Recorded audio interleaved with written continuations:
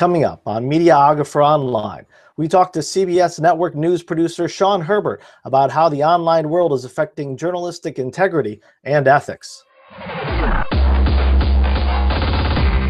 Mediaographer. Welcome to Mediaographer Online, the show that helps you navigate the ever-changing video world. I'm Christopher Michael McHugh, joined as always with Phil Cappello, technical director at The Charlie Rose Show. We're joined by CBS producer Herbert, who is going to great lengths tonight to tape with us as he's covering the deadly Amtrak train derailment in Philadelphia. Well, Sean, to the topic at hand now, we're talking journalism ethics this week. And when I was in TV news writing class in college, we were trained to rewrite newspaper copy. And I thought, well, this is silly.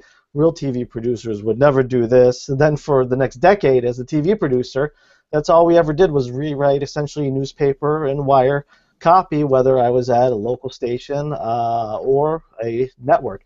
Now, Sean, what do you think about the TV industry standard of rewriting unverified copy? Well, you know, it's funny, and again, it's not a point of contention, but I consider myself a journalist first and foremost, and I happen to be in the broadcast news business. And even business is a word that I try not to use all that often, but what I'll say to you, and I majored in print journalism myself as an undergrad and in grad school, that I think it's very important, no matter where you begin gathering information, that it's still ultimately your job as a journalist to make sure that you're corroborating and verifying all of the information that you're writing about, and that original reporting is still the most important part of what I do every single day, and that's what CBS News expects of me. Which is to say, if I get an idea from any major daily or weekly news magazine of any type, wherever I get my ideas from, it's still up to me then to pick up the phone, make calls, corroborate, verify, and develop story ideas. So, but Sean, I mean, although I didn't have the liberty of being able to go to journalism school. I studied English, but I stumbled my way into the news business. But my father was a journalist. My grandfather was a journalist, and he always said, you know, if your mother says she loves you, confirm it. And it certainly means that that's where the networks and some of traditional journalism has excelled, is they've had sort of this traditional journalism model. But it does seem that as things are moving forward, there's a lot of people aggregating their news from another source, putting a new headline on it, relabeling it, and it isn't inherently bad because these are a lot of the same news organizations that are breaking news, but it leaves the consumer in a situation where they have a hard time, you know, finding a distinction between truth and reality. I mean, in the last week, you have Alex Jones over at Info News or InfoWars, and he's been able to mobilize the Texas National Guard and get up, you know, create a real news story. So it seems like obviously things are changing, and how do you think there's going to be an ability to push back against that type of thing? The bottom line is, I actually think my job and the passion I have for being a journalist and my commitment to original reporting is more necessary than ever before. And I agree with you that I think the bar has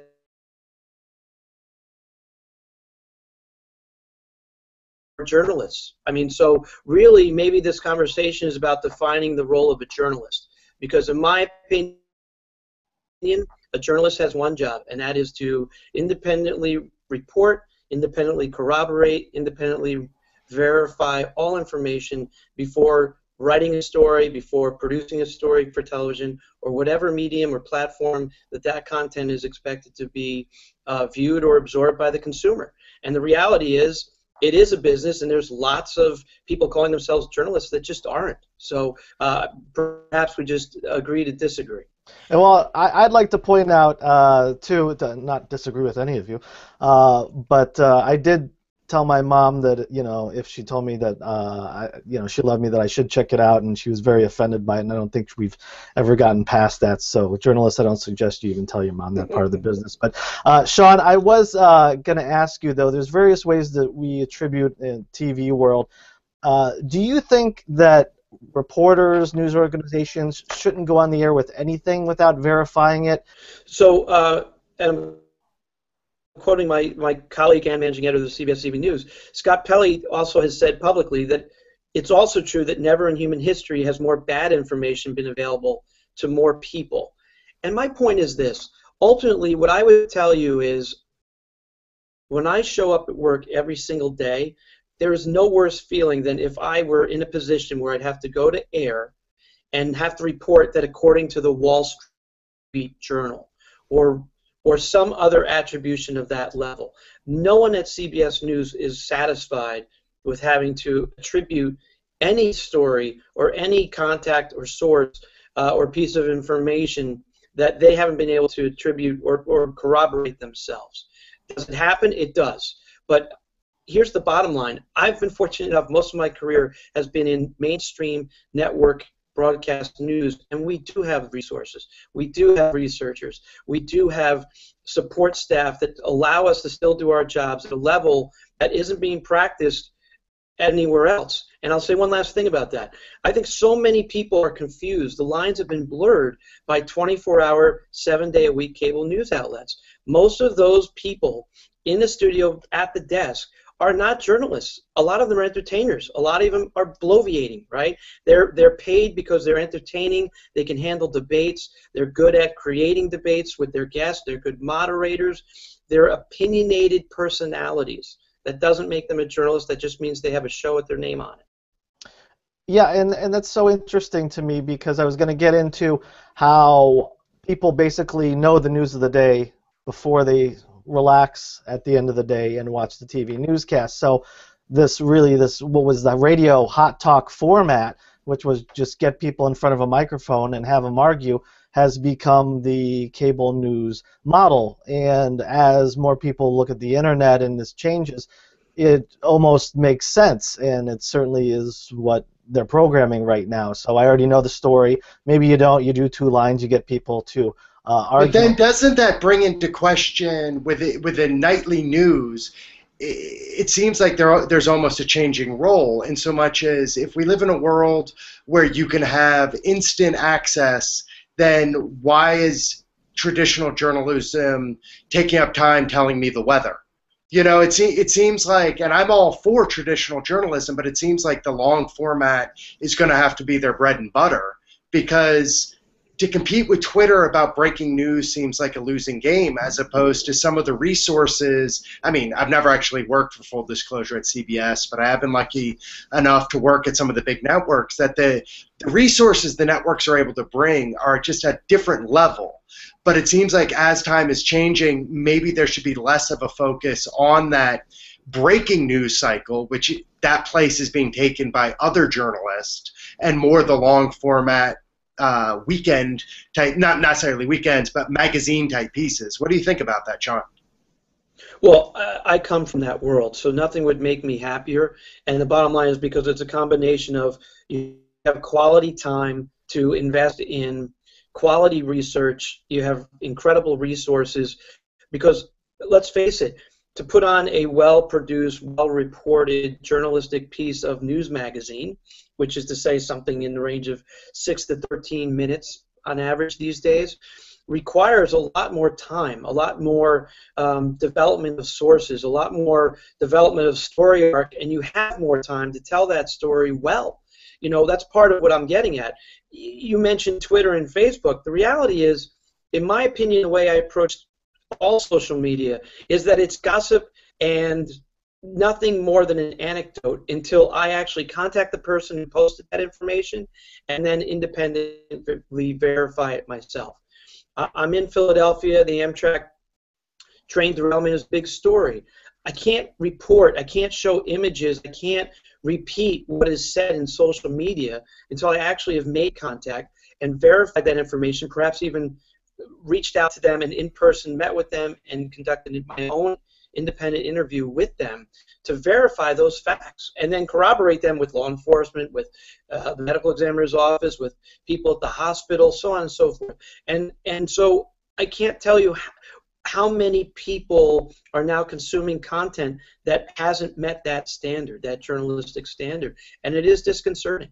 But like you said, if you can't see it, you can't verify it, then what is it? When I had worked for an online news organization, we would do things called pickups, where you rewrite an existing story, and theoretically the thing that made you feel better about yourself was that you added value somehow by getting some other little fact or whatnot to that story. And then as you see these blog sites that are becoming news sites, seeing something different, and I'll put this on the screen for our viewers, you're seeing at the end of the story, it looks like it's original reporting, and then you're seeing the word via, let's say Wireless Week is where they rewrote it from. But that source from the Wireless Week story, you'll see source under that, was PR Newswire. So you're talking a rewrite of a rewrite, and these are very popular sites. I wanted to get your thoughts on that, Sean. Well, to me, that's a form of scripted propaganda. I mean, without question, if your only information is being provided by somebody with an agenda, or in other words, a paid client, that they are representing and pushing their position, you're already at a deficit, in my opinion, as a journalist, as far as the content that you're working with. But let's take it a step further.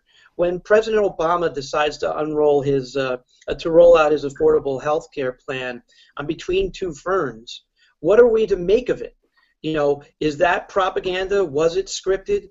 A couple of weeks back, I was watching Last Week with John Oliver, and he's interviewing Edward Snowden in Moscow. I have no idea how that interview was conducted, if it met any journalistic standard, if the questions were provided in advance, if the whole shtick with the iPad and they had this little dialogue. I don't know if either one of you saw it, but the bottom line is people at home looked at that and probably just thought of it as John Oliver, the role of a journalist, conducting a very 60-minute style interview of a newsmaker.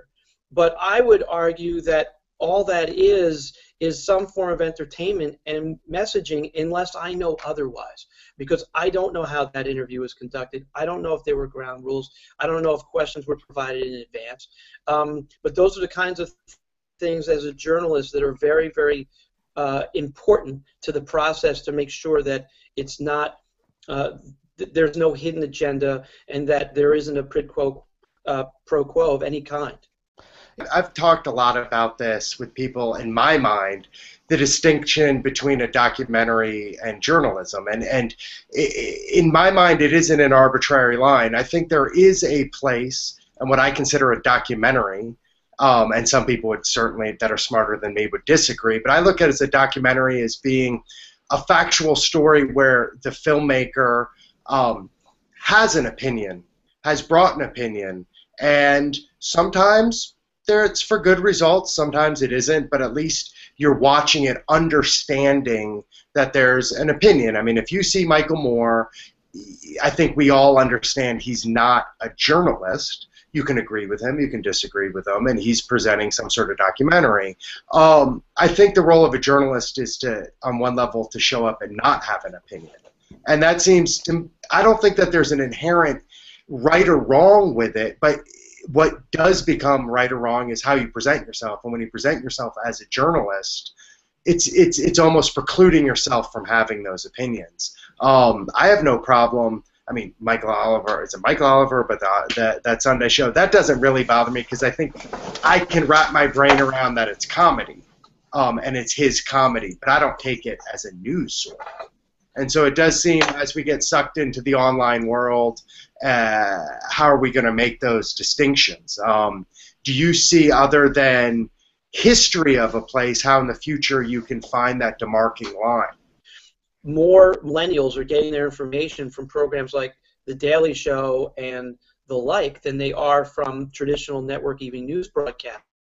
So when I say blurring the lines, you're right. This isn't a criticism of John Oliver, to be clear. He may have conducted a solid interview, but he's not a journalist. He's a comedian, and it's the audience that I'm concerned with.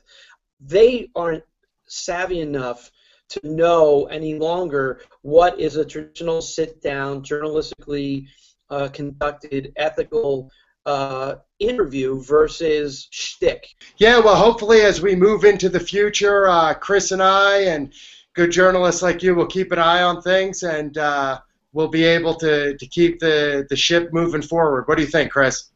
Yeah, absolutely. And once again, big thank you, Sean, for joining us amid hours and hours of coverage that you've been doing for the network. So for Phil Cappello, I'm Christopher Michael McHugh. Make sure to subscribe to the YouTube channel. Media Autograph.